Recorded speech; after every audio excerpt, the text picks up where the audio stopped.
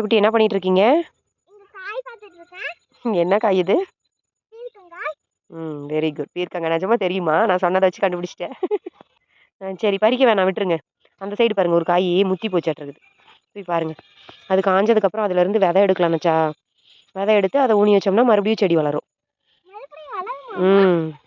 ஆமா, அது காயணும். காஞ்சேன்னா உள்ள இருந்து விதை எடுக்கணும். என்னன்னுச்சா?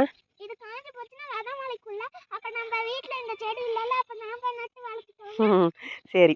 விதை எடுத்துட்டு போய் மாடியில வேணா பேக்ல போட்டு பார்க்கலாம். சரிடா, போய் பார்க்கலாம் போ.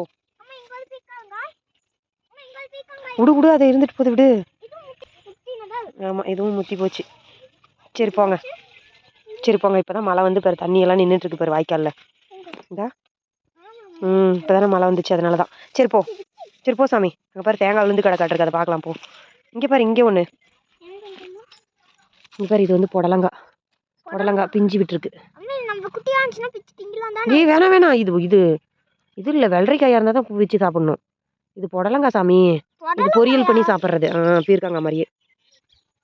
அப்படியே போயிட்டே இருங்க. பாரு 2 தேங்காய் கிடக்கு, விழுந்திருக்கு மரத்துல இருந்து. இந்த மரத்துல இருந்தா சாமி விழுந்திருக்கு. ஆமா, போகும்போது எடுத்துட்டு போலாம். இதெல்லாம் என்னது தெரியுமா? இதெல்லாம் என்னது? மாட்டுக்கு தீவனத்தட்டு. சரி பார்த்தாச்சா, கிளம்பலாமா?